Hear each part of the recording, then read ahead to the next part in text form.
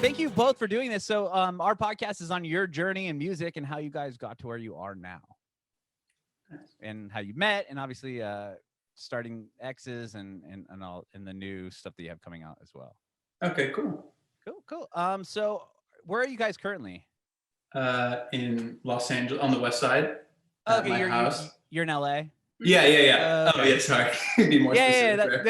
I'm just wondering currently. So LA, are you guys both originally from Los Angeles? No, I'm from Connecticut. I came to LA to go to LMU where we met. But yeah, no, I'm from far away, the colder, distant land. Connecticut? Yes. How is that? Tell me about that a little bit, growing up there.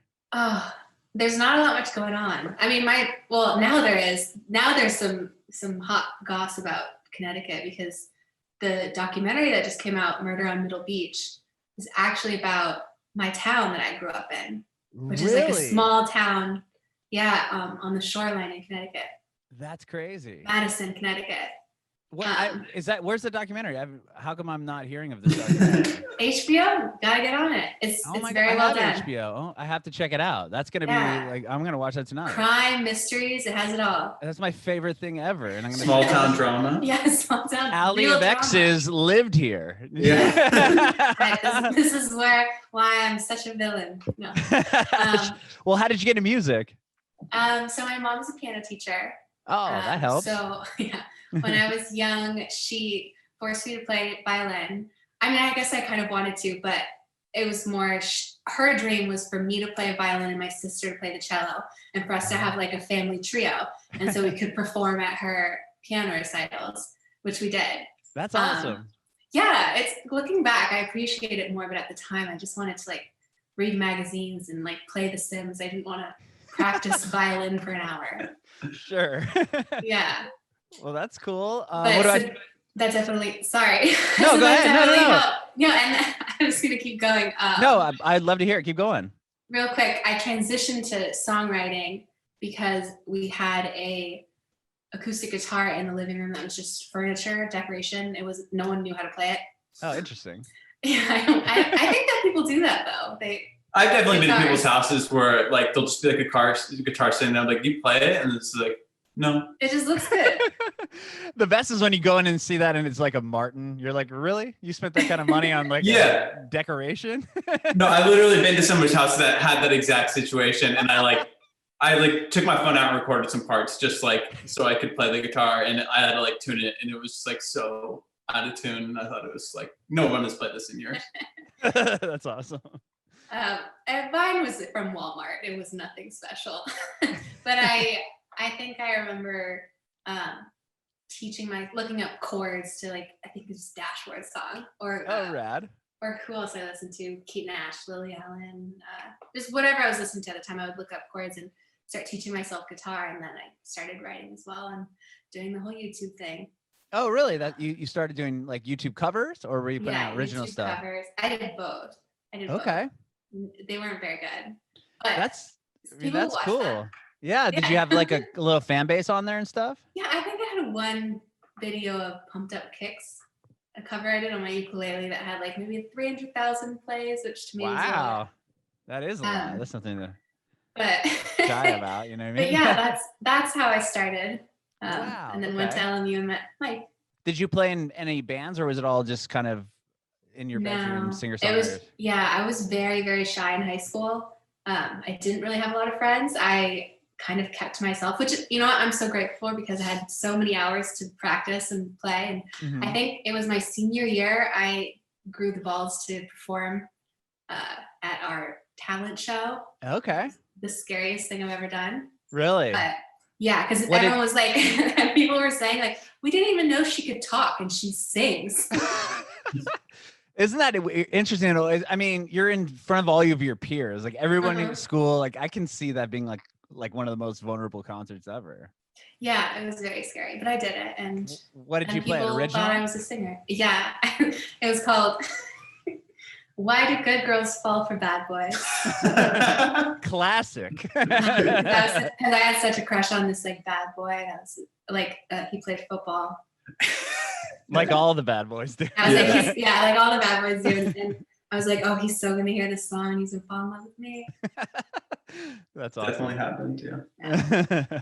Well, Mike, so are you originally from Los Angeles or no? No, I'm from Northern California, from Marin County, which is like the other end of the Golden Gate I know the Bridge. area. Yeah, north of San Francisco. Yeah.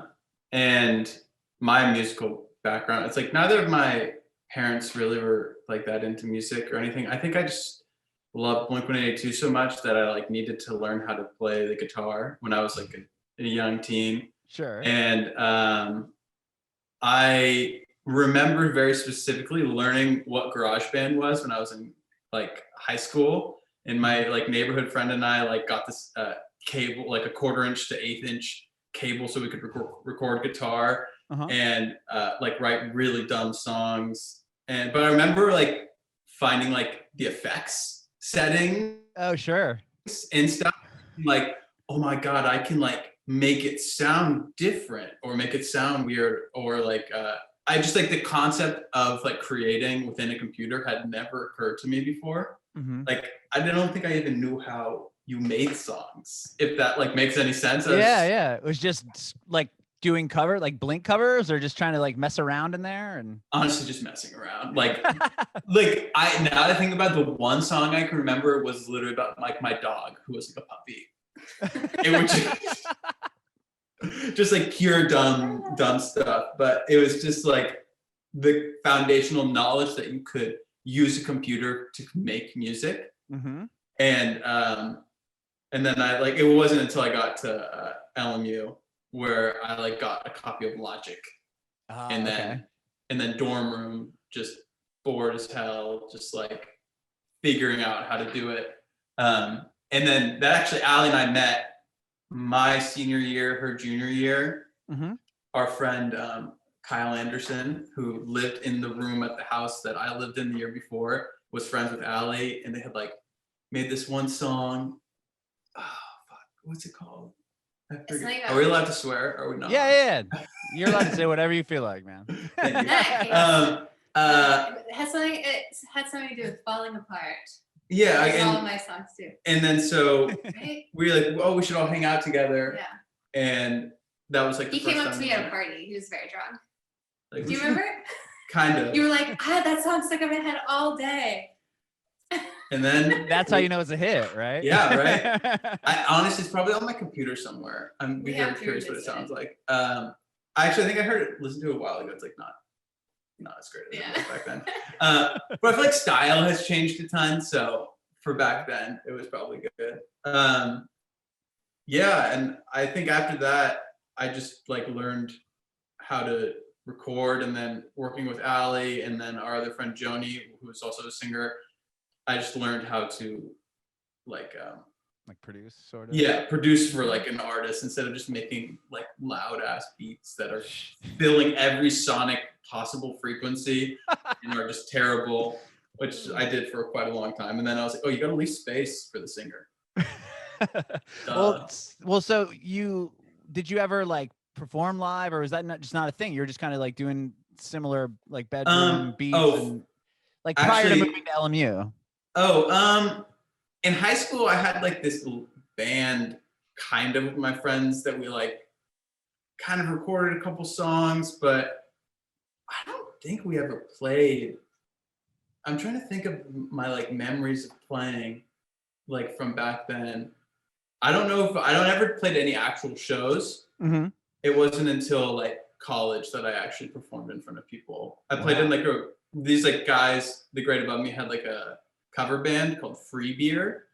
And so on the flyer that people would show up because they thought there was free beer. Yeah, and so I like they knew I could like lightly play guitar, and they're like, "Will you play bass?" So I was like, "Okay." And so that was like where I like kind of learned how to like be on stage, which is a very funny thing to like get over like the first hump of like being afraid to get in front of people. Sure. Yeah. Then it's creating stage presence and all the other fun things. Yeah. That didn't come for quite a while. Sure. Well, so it sounds like both of you guys were kind of going to school for something aside, other than music, right? Yeah. We were actually the same major. We were communication studies. Oh, that's what I did. Oh, nice. Yeah. I mean, so many communications majors in like creative spots now. I think it's kind of like the one thing you can go to and be like, hey mom, look, I actually got an education. Yeah. I'm not positive what I want to do, but this will work. I was dicking around quite a bit, but they gave me this piece of paper at the end, so it was all good. I loved it because there was not that much homework, so it allowed me to like take time to like learn how to like make music. And then I had this internship with these like incredible producers called the Stereotypes. And so I was able to like go to that a ton. Honestly, that's where I learned like literally everything, like how to be professional and stuff like that. But the major really allowed for a lot of free time. I feel like I was really good at it too. Yeah. The communication stuff, I just like, I know it's easy, but natural communicator. I feel the same way, man. Like I always did really well in those classes because it was like write a paper. Like, okay, that's easy. Yeah. I don't even remember what my thesis was on. We took that one like harder class together, like one of the more like theory-based communications classes together, like which was the Freud and all that other fun stuff. Yeah, that kind of stuff like that. Yeah, it's something to do with something. Something. And that was funny to think like we had that class together. Yeah. And like we were like kind of friends then, and then now it's just like. Now look at us, we're on a podcast. Yeah, we're communicating here. This is a and you guys have just killed it. I mean, you've had so much success. So I'd love to hear about it. We'll get to it. But yeah, so you guys were in the same class, but the group and you guys collaborating hadn't even started yet. That was later down. No, that was after college, I think. I mean, we had written a few songs while we were both there, but nothing really serious. We didn't like think about starting a project yet. I think it was like I was working on solo kind of more pop stuff at the time. And then Mike had like reproduced a song that I had done with a mutual friend, and I heard it and I was like, this is so good, like let's get in, let's do a session. And so we had maybe 3 or 4 sessions and everything started to like take shape, and we're like, hey, maybe we should like do this for real, like put this out as a duo. Yeah, because I feel like we wrote like a bunch of songs in a bunch of styles for a while, and then like we're even like some like trying to be like pitch songs here or there, and then like maybe made a couple that were different than the rest of them, and we're like, what if we just put these out instead of like waiting for somebody else, or you know, you guys were writing them to pitch to other artists? We were. I mean, I feel like we were writing shit better. I think there was like some 10,000 hour shit where we were just like we didn't know it at the time. We probably thought we were geniuses. Yeah, for sure. But we were just like learning how to write. Because I feel like one of those things, sometimes like the metric of like finishing can be finishing. Like you don't have to judge it off of quality, like whether it's that good or that bad in the beginning. It's just like, can you finish a song? Sure. Like conceptualize from the beginning to the end. And we did that a bunch. And then I think it was a song called 18 that was like the first one that we put out, and we were like, oh, this is kind of cool. And then another one called 20,000, which was like, oh, this is what we sound like. And then Hype Machine like popped it off, and then we were like, oh wow, you could that was like on Hype Machine. people like this, which was very odd. I think for me to think that anyone would want to listen to just the shit we were like doing for no reason.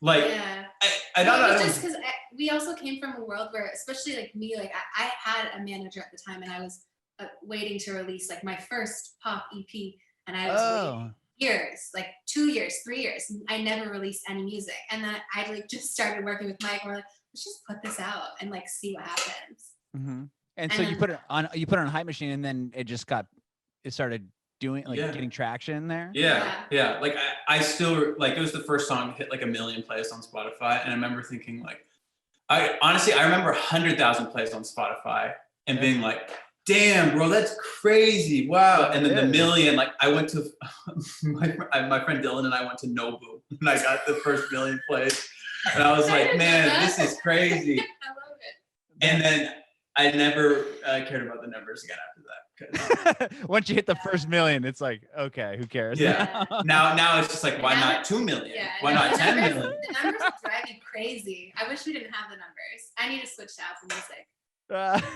You switched to Apple Music. Yeah, having I use Apple Music, so not having the metric there is kind of nice. Yeah, it's bizarre now that you can see like what, how people are doing in real time.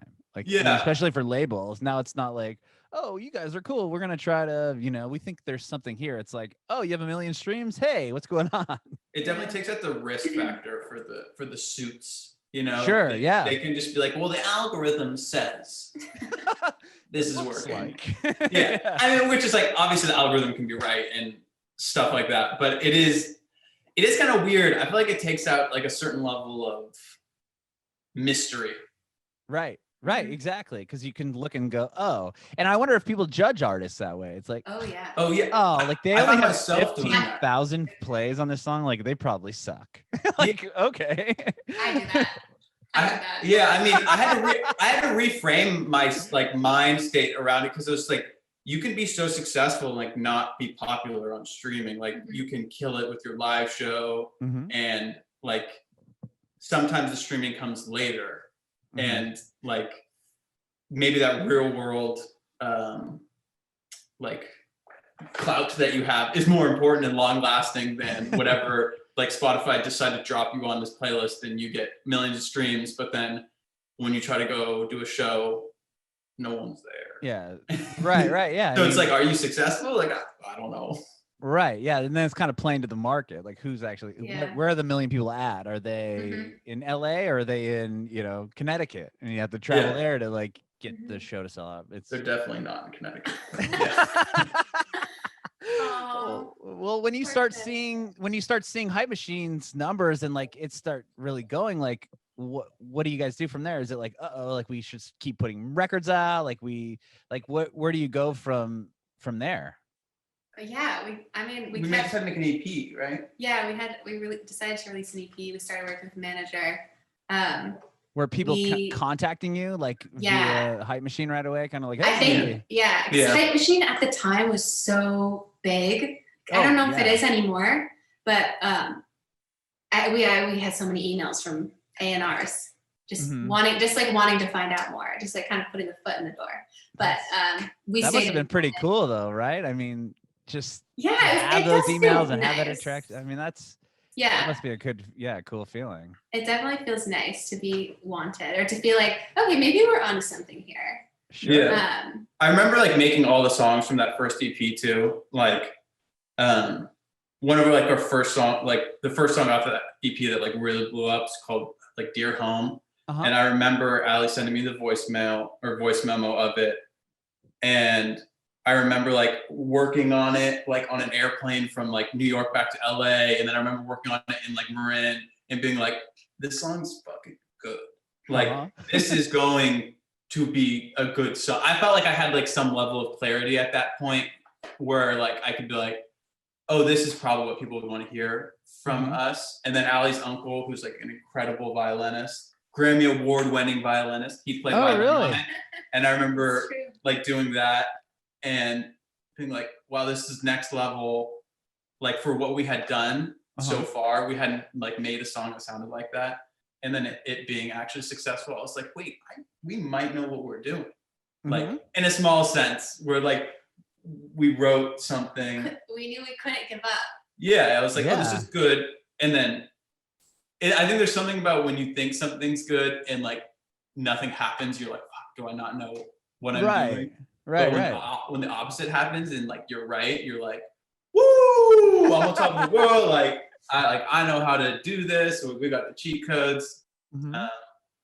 And so I think we just kind of took that and then we just released so much music all the time. Yeah. Well, so the Art of Saying Goodbye, that's the first EP you guys put out, correct? Yes. Yeah. Okay. So like once the numbers start growing and things are happening, you put that EP out, do you start playing live shows or do you bad live shows? Okay. Tell me about those bad live shows. Yeah, we didn't know what we were doing. We did not know what we were doing. It wasn't until our friend Petey, he plays the drums, and we like asked him to play a show with us, and that's when we like understood, oh my god, this is how you play live. Like okay. Yeah, we were Was it just the two of you before?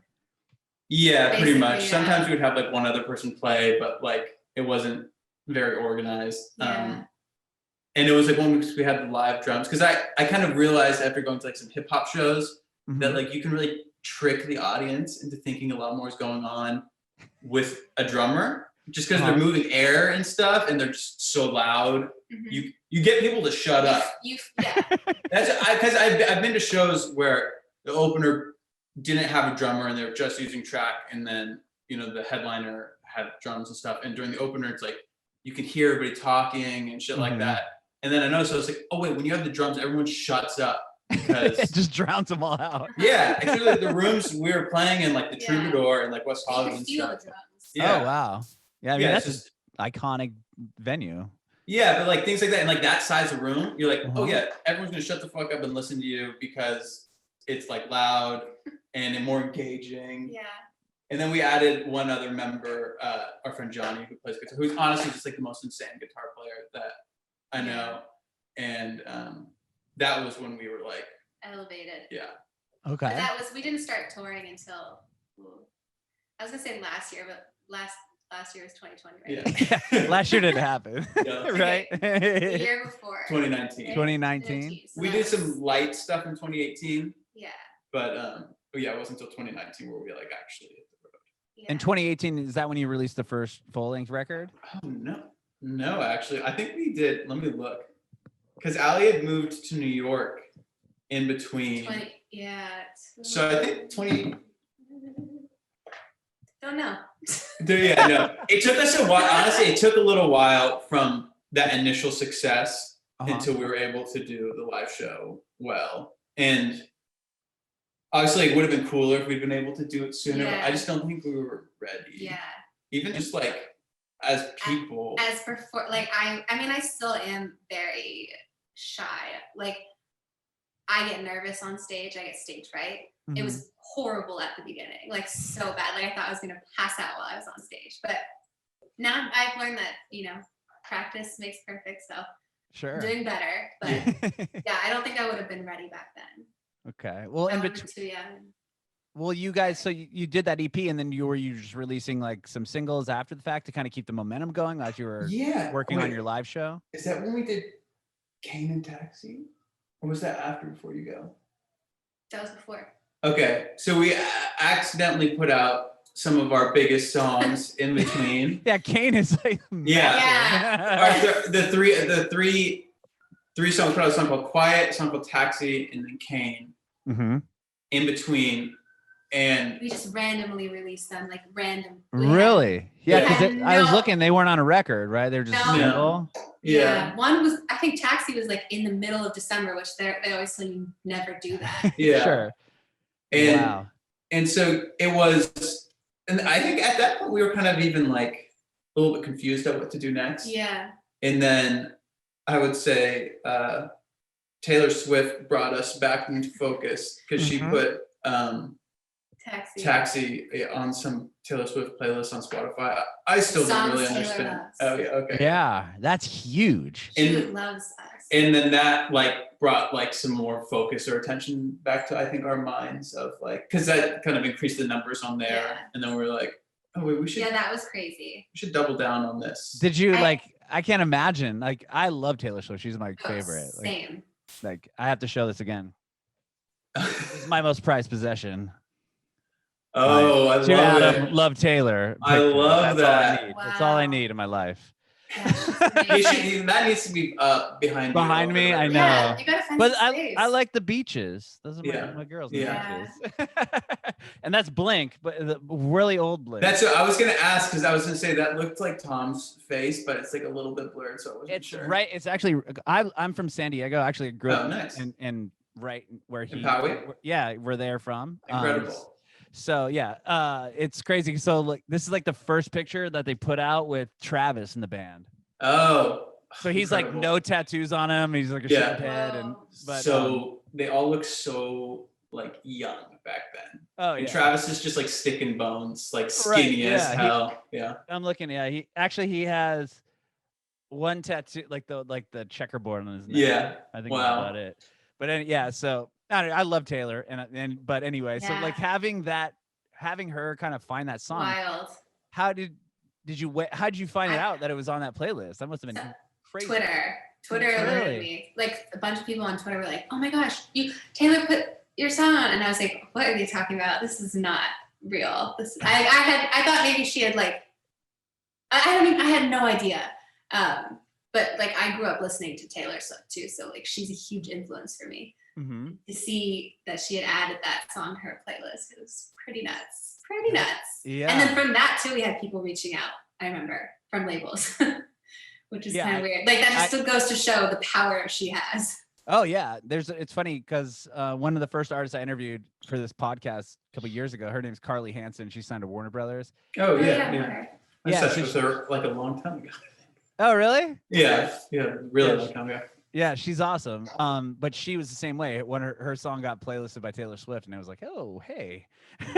Yeah, for me, it's like sometimes those things are hard to understand, like because they're so like ephemeral, kind of just like on the internet. You're just like, right. What?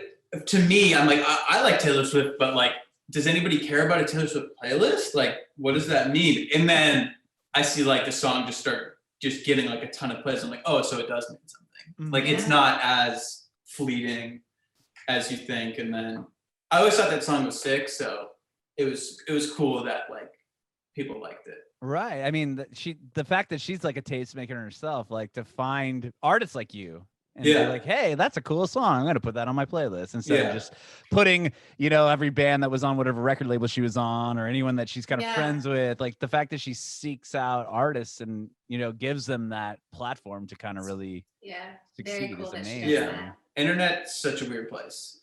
It really is.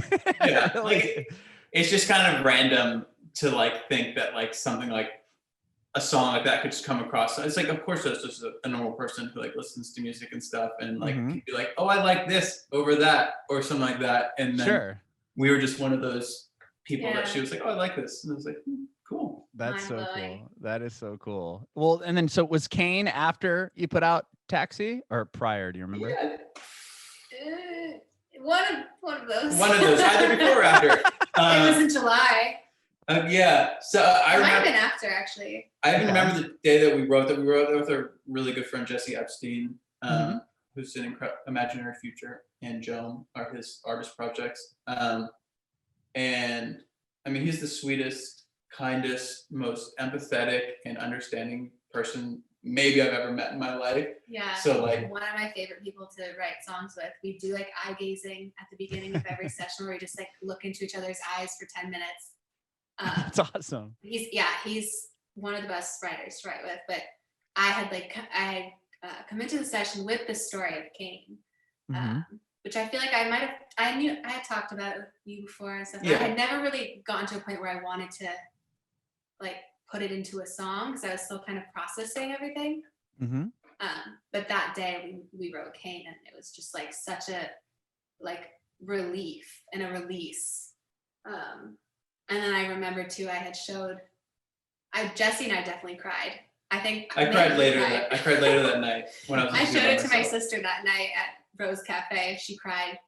Wow. And so we were all kind of like, okay, this is maybe an important song. Yeah, this is something big. Yeah. To go from like there to like we were playing at like the Bowery Ballroom and just all these random fucking people singing it back at us. That was honestly one of the most important moments for me to realize that like I was saying, like I sometimes get confused with the internet and like right. Real like, is this real? Is somebody actually listening to this? Right. Yeah. And then that was like I remember being like taking my in-ear out and being like, what the hell? What are these people doing?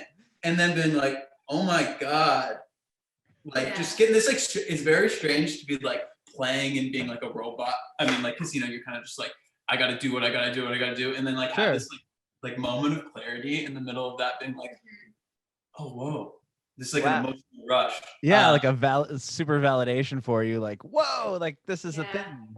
Like, and I think like songs like that, and now I'm kind of able to identify songs like that one that are, like she was saying, it's like a cathartic release.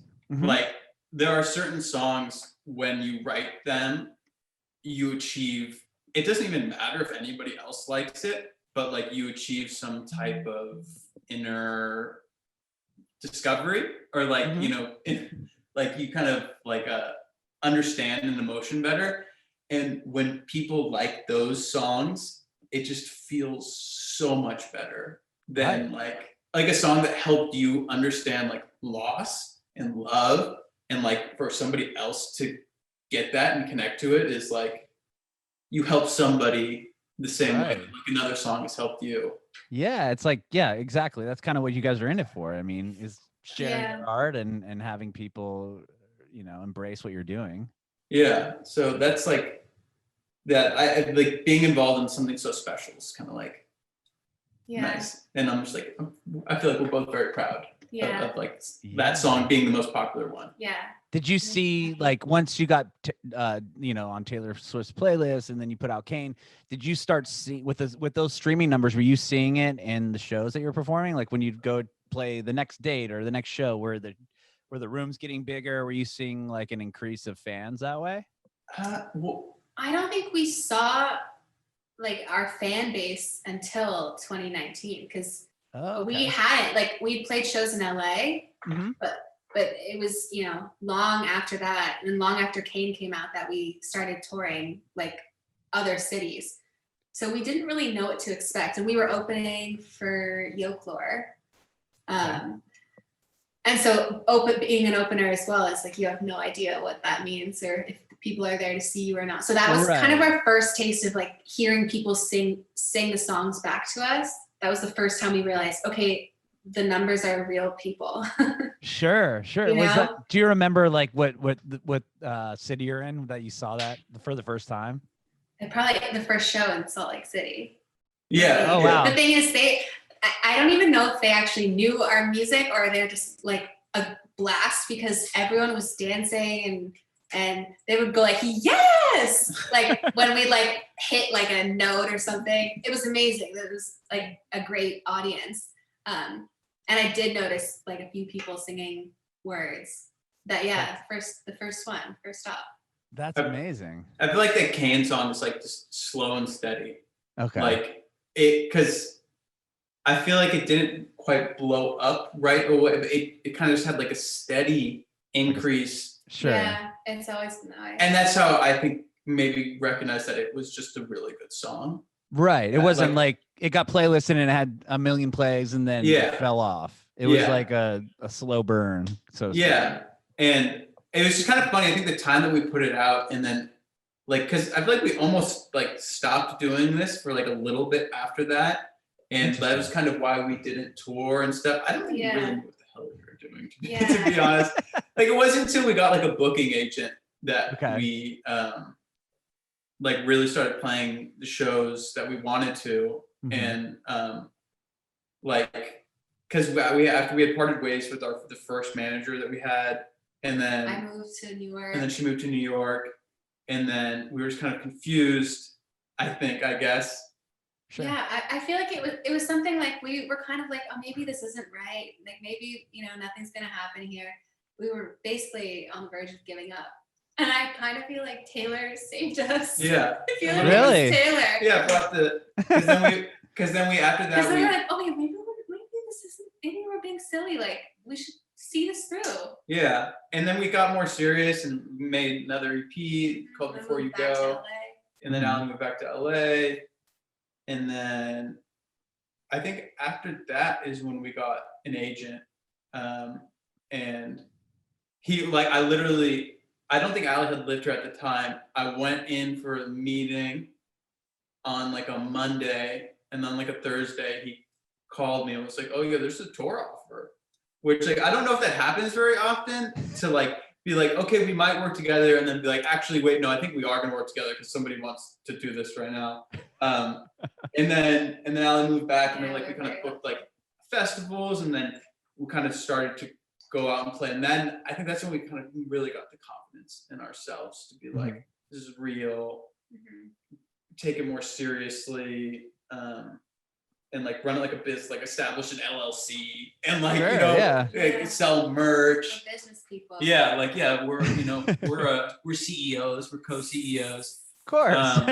And yeah, it's kind of funny to like think about like that time where we like weren't sure what we were doing and we're kind of confused. I don't know if it's just like immaturity or just like who we were at the time, and then now to be like, oh, we just needed to get over those like growing pains. Or Sure. We were afraid of our potential.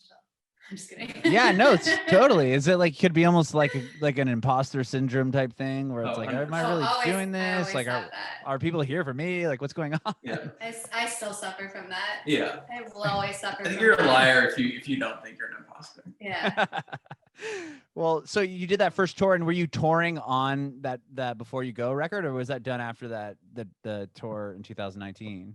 I think we pretty much. Yeah, we were playing. We played some of that, but Once More with Feeling was kind of. Yeah, we had while we were on tour, we had an EP come out, so we were kind of pulling from everywhere. And again, it was like our first time touring, so we just played like all of them, all the songs. Oh, okay. Yeah, sure. We pretty much like pick the best ones. Yeah. Yeah, just do a set or whatever, and then when you got back, because you also released Nothing Ever Ends. That was was that right after that, or was that a record that you came on the tour and then?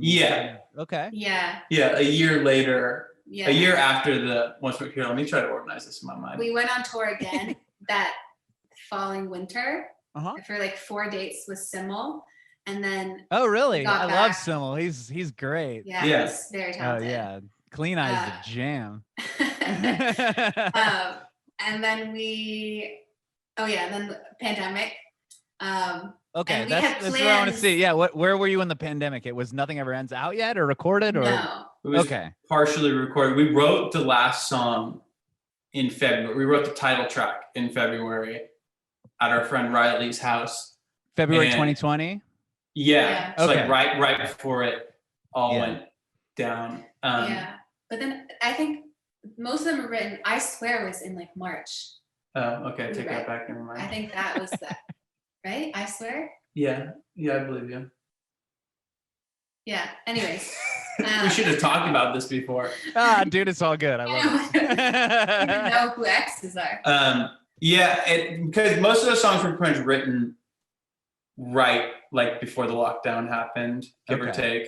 And like one of those side is super old. Actually, no, Daydreams is crazy old from like 2015 or 2016. But yeah, wow. So that was even right around the time you started putting music out then. Yeah. It was a song that Allie had written that I had just loved. And I felt like it really tied in thematically with what we were trying to say with the whole thing. That's cool. Yeah, and it's the last song on the record too. Yeah. And it's this snap at the end where it's like, okay, you've now left the EXES world. You can go on with your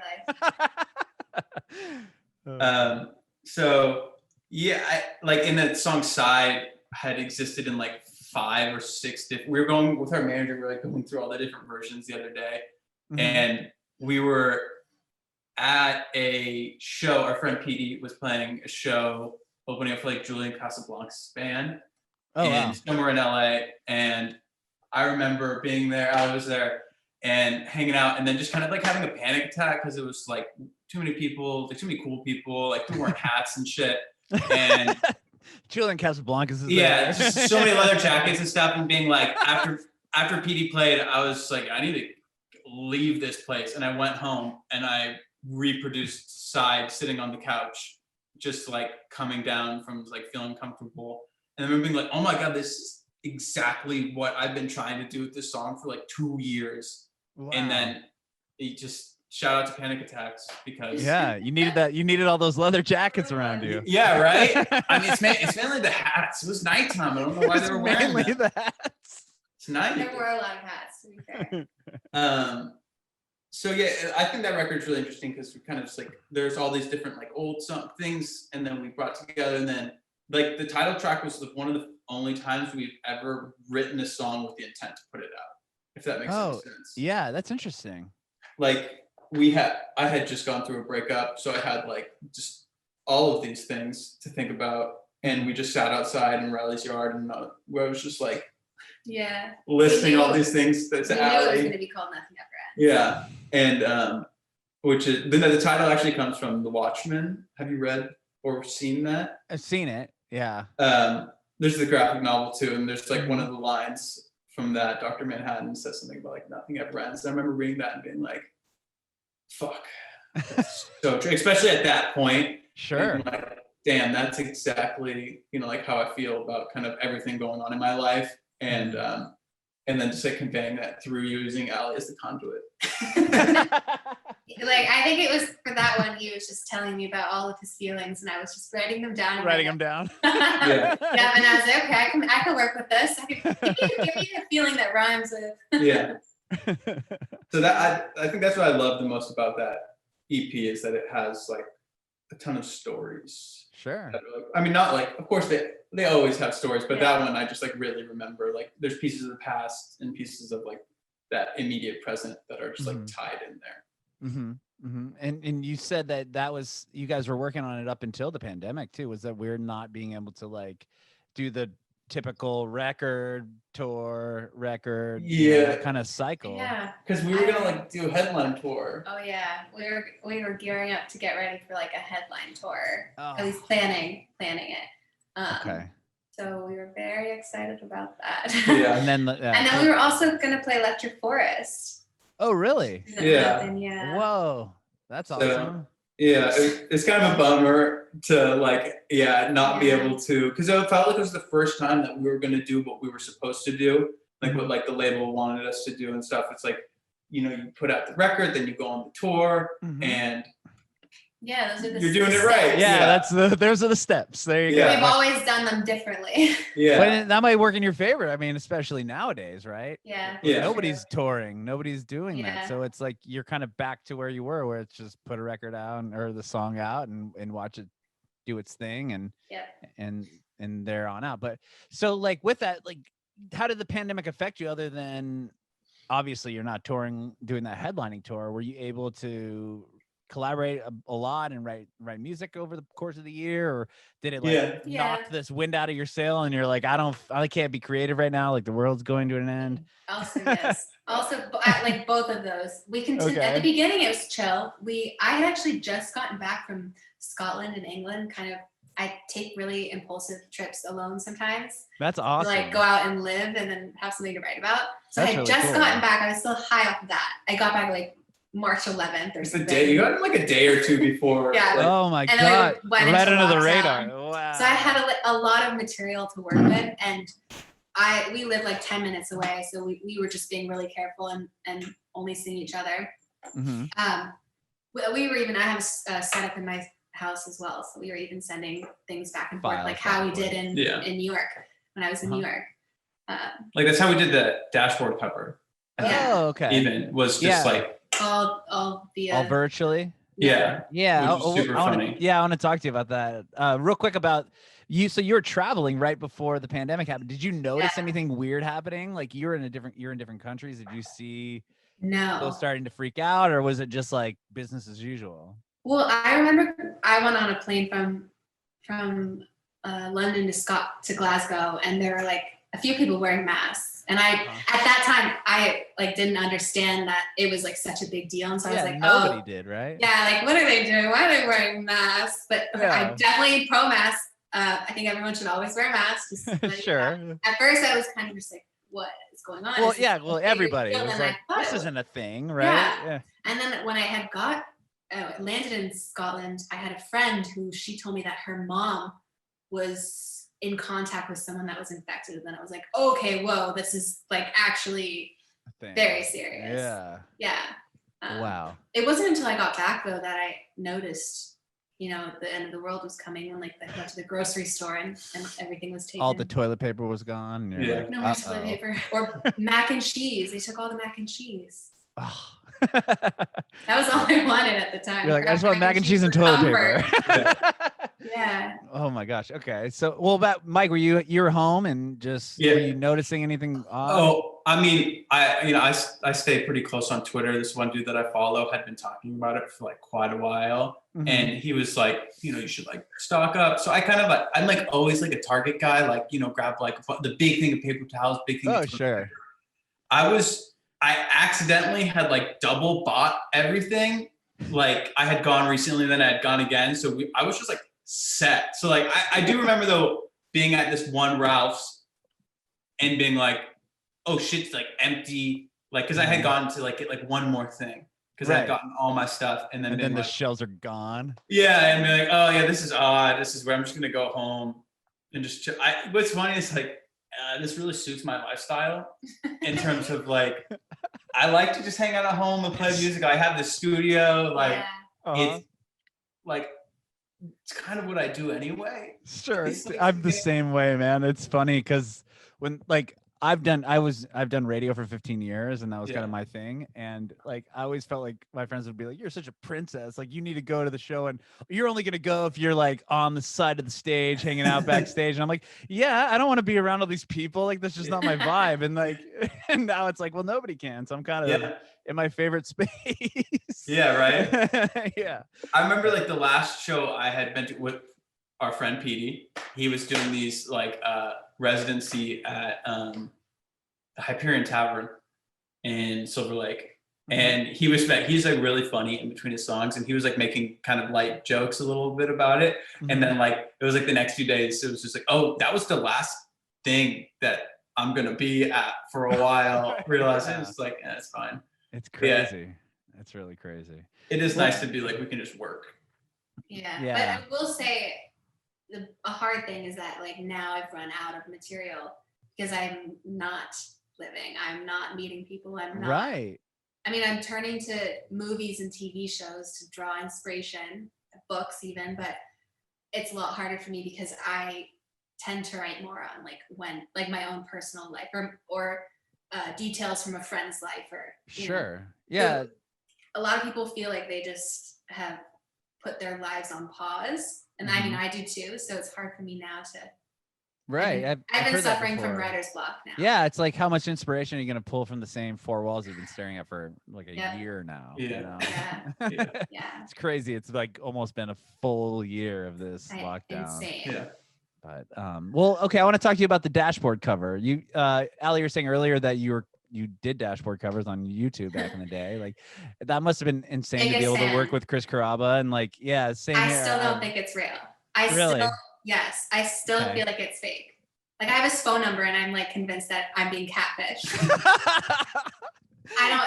It blows my mind. I don't think it's like something I'll ever just like get over or being okay with. And how did that whole thing kind of come together? We were doing covers. Because at first she did a cover. She loves the song "Sweet Disposition" by Temper Trap. Temper Trap, yeah, I love that song. Started that. I had this really cool idea of like melodyning just a ton of the vocals to do like weird harmonies, and I kind of got halfway through it, and then I was like, let's cover a Dashboard song instead. And then she recorded just like a bunch of it. A bunch of vocals, and I remember I applied like a similar kind of like approach to like using the vocal first and then like everything else afterwards. And so we just like chopped up like her voice, and then it just sounded really good, like pretty simple. And then you have a friend that's works for Chris? We took a video and I think put it on Instagram stories. And, and he saw it. And then we also have a mutual friend that I think somehow like egged him on a little bit, like, yeah, man, you should like work with them. I don't know. He did something. And and then we got the DM from Chris that was like, I love this. Like this sounds so good. And then I think I just might have asked, like, do you want to sing on it? And he was like, yeah, definitely. Wow. Gave me his number, and then this was actually before his motorcycle accident. Oh, wow. Yeah. So this is what, March? April? April. So it was like a long time. And he, of course, had to heal and get better. And then I think when we released it, he must have sent the vocals maybe like a couple of months before, or a month and a half before. Yeah. It was like a pretty quick turnaround. Wow. And why did you guys, Don't Wait, why did you choose that song? I mean, as of Dashboard, I mean, just thinking of like, it's not like the go-to. You're like, I'm going to cover Hands Down, or like, I'm going to cover something off Places You Have Come to Fear the Most. Like, you went like with a newer song. I mean, that song's on what, Shadows and Dusk and Summer. Dusk and Summer, yeah. I mean, for me, Dusk and Summer was like a very seminal record. Mhm. Like even that title track, Dusk and Summer, is like Uh-huh. one of my favorite Dashboard songs. I honestly don't know why. I feel like it just made the most sense to me. Like Okay. that one, just We just kind of went for it. you know, just Yeah. like Yeah. she sounds real good doing that. So it's like do that one. Yeah, Yeah. it's cool that you did that. It's not what Yeah, Vindicator or some it's- huge I hit of mean- his. Yeah. Yeah. Screaming Infidelities was hard for me not to do that one, but I feel like a lot of people cover that. I haven't really heard a Don't Wait cover. I haven't either. That record in itself isn't one that a lot of people probably Yeah. go to cover for Dashboard. It's funny but- because I feel like that was. Stolen though too is on Yeah, there, right? she loves that. Stolen is She such loves a good that song. Oh, that's a great song. Yeah. I think that That one to me reminds me of, I think it came out while I was in high school, so I have a lot of like Yeah, senior memories me too. Oh, sure. Me Okay. too. with that record. I kind of viewed that as like the Dashboard record in my mind, kind of. Interesting. Maybe Which it's is I'm older than you guys. Maybe that's no. I listened to like Swiss Army Romance and like all those, but for some reason, like I don't know, Don't Wait was always my favorite Dashboard song, maybe, and That's so it's just awesome. kind of like let's just do this one. I love that. I think that's so rad. I mean, personally, I mean, to be old, but like I remember seeing Dashboard. He opened for Alkaline Trio the first time I ever saw him. And Oh, wow. he played on a stool, and it was just Okay. him by Yeah, himself. And then the next time he came back to town, he put out. He only had an EP that had Hands Down on it, acoustic. Mhm. And then he came back, and it was when he released A Place You Come to Fear the Most. And it was like he was so headlining, he had Yeah. a bus, he was on Vagrant. It was Yeah. like, Yeah. damn, like this guy's doing things. And then Yeah. obviously he's just only skyrocketed from Yeah. that point on. And I I love that you guys chose that song. I think that's told him this, but I went to see him play at Madison Square Garden with my dad. Whoa. Did he, was Like, he my opening dad for took somebody or me. he already headlined that? That's He was headlining. I Whoa. feel like I want to say Brand New was opening, but I'm not. Oh, positive. I remember that tour. Yeah. Actually. I Yeah. did. That- I had was that Dusk and Summer? Rental Guardian. I'm not sure, but still, it's like I talked to my dad now about it, like how nuts that is that we were looking at his face up on the big screen, and like That's so now his cool. vocals like sit next to mine, and they're going at the same time. It's so weird. That's It's so so cool. weird. I'm so grateful that he did that. He's another extremely nice person. So nice. Be like, why are you so nice to us? He is. I've met him a couple times, and he's always so nice. I'm like, So are you nice. being real? Like, is this really you? Yeah, So he is the perfect human being. Yeah, no, For so sure. it's cool to like interact with somebody that you've like looked up to and like has like gotten you through a lot Mhm. to like have them like kind of respect you too. Yeah. You're just like, Oh, whoa, I thought this was a one-way street, but it's like two ways. And it's just so incredible to know that like people like that can be just normal as hell Yeah. yeah. Uh-huh. and just like nice. Yeah, You know, that's it's like so people are rad. nice. Yeah. I mean, that's so cool. I mean, you guys have had such cool opportunities with such rad people as far as like Taylor Swift, and then you had Chris Carrabba on the song and doing the Dashboard cover, and then Kelly Clarkson does a cover of Kane. Like, Yeah. for- I don't think that doesn't make any I don't sense understand. to like, how did that us happen? or to I don't Jesse. know. I don't know, dude. I have no idea. I Good theories. I think she likes the song. The She only has to like the song. I know. I mean, I think that she genuinely does. I saw too that after she did that, she came out with like a playlist from The Voice of songs that she liked, and Kane was on there too. So I feel like that she just was doing a really cool thing and like promoting like an artist that doesn't have like such a huge following, because most of the karaoke songs she does are like huge. They're like karaoke songs. Right? Yeah, she doesn't just do I don't like think Kane is random. on it. Yeah, Yeah. I don't I think mean- Kane's on any karaoke machines. but still, that's. Do you remember waking up to seeing that, or did you know it was coming? Like, how did that? We had moment to happen? sign like You- we had to sign an approval for like what NBC or whatever. I think before that though, there was like a Brazilian Kelly Clarkson fan account that like leaked it. Somehow they always know everything. The Brazilian fan accounts. And so I saw that and I was like, that's weird. Yeah, we did sign an approval actually at the very beginning that they might use our song. Yeah, it was one of those holes. Blanket. Yeah, where you're just like, our manager was like, I don't really know. Like maybe like this is one of those things that like the brand usually do it and then decide. Like, Yeah. closer I to didn't it. think it was gonna actually happen. Yeah, funny. It's like one of those random things. Like more people text me about that than like anything else, and I was like, dude, I don't know. This is Kelly Clarkson saying it. It's like I don't know how this happens. Just like the internet's a weird place again. Just It like very surreal. But That's I showed awesome, it. though. Yeah, I remember I sent the video though to Kane, his mom, and his sister, and they were just like so amazed and freaking out about it too. So it was nice to have that moment with them. Definitely. That's so cool. It's so cool. Oh, what do you guys have? I mean, you just put out the Dashboard song. Are you working on new music for a new record? What's going on? album now? mode. Album we're mode. Yeah, we're writing it out. We're writing a full length. Really? Okay. Yes. How is that going? Tell me ready. about that. We have like I don't know. we have like over like 60 songs. Really? We write Yeah. we do write a lot of songs. We write when we don't need to write. It's a problem. Yeah, but It's a I good think problem to have, I would think, in your I industry. guess. yeah. Yeah, I guess. We narrowed it down. We've narrowed down like the stylistic kind of lens we want on it. And it's kind of like returning maybe to music that we listened to more like when we were in high school and stuff, like leaning into like the indie like rock and stuff like that. Like I'm just like the biggest Death Cab fan in the world. Okay. So like I'm just trying to be Chris Walla doing like transatlanticism vibes. And like I definitely would say the musicality has increased a lot. Just like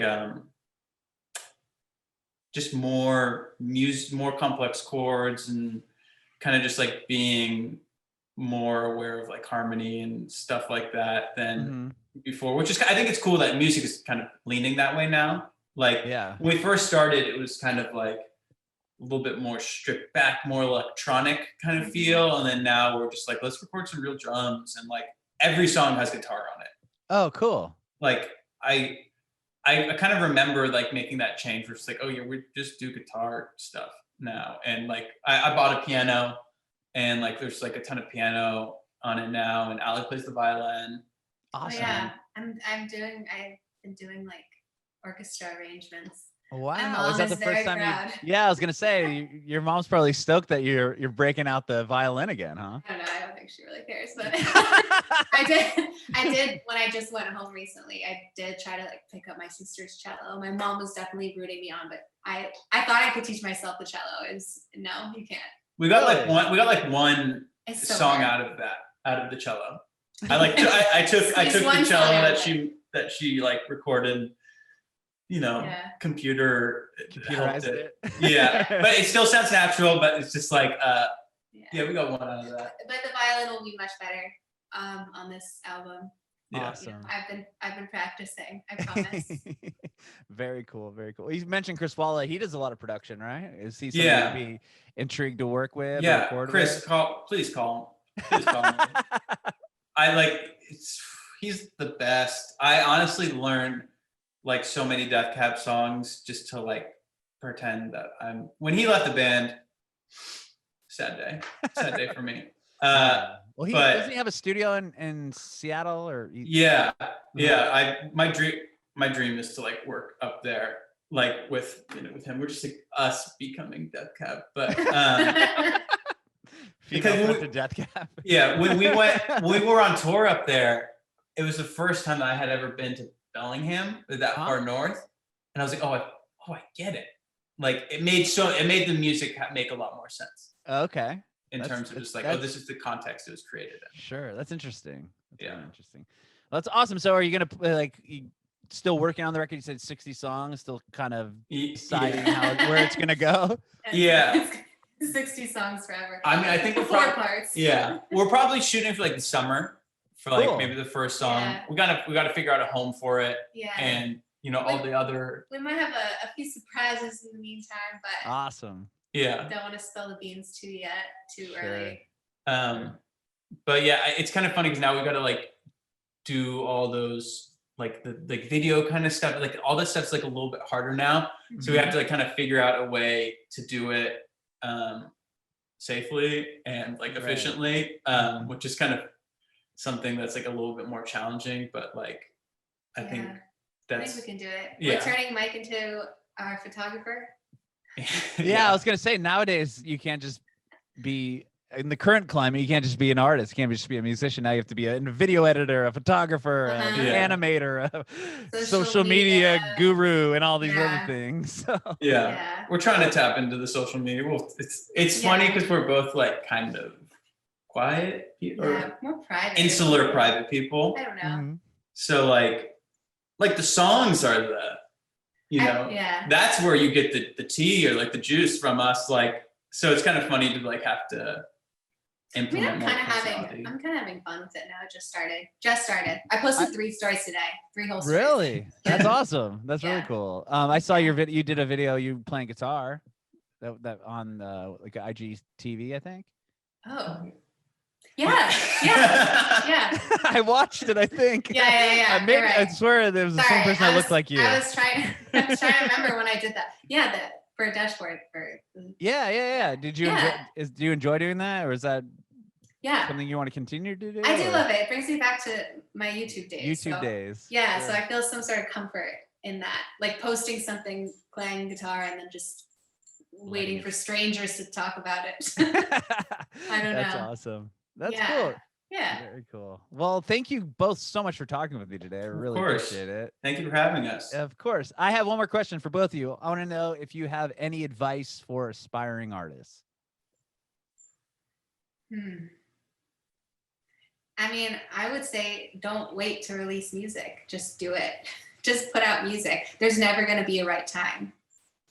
I would say just like that's very real. I just like just like if you know, don't wait for anybody to tell you what you like can do, because you can do anything you want and you can learn how to do anything you want. Like, I feel like the idea of gatekeeping kind of is slowly dying away. Like the introduction, I wish that I was like a high schooler now with like Ableton and Splice, because I would be the fucking great. I remember scouring the internet for samples that nobody had and like drum sounds and stuff like that. It's like, take advantage of all the resources that are in front of you and like make music with your friends, because that's how you're gonna learn. Like I said, I learned, you need to leave space for a vocal by hanging out with Allie. Like without that, then I would have just kept on clogging up all the frequencies. And it's like, work with people around you instead of like trying to wait until you're like, this one artist, I want to email them or like DM them. It's just like,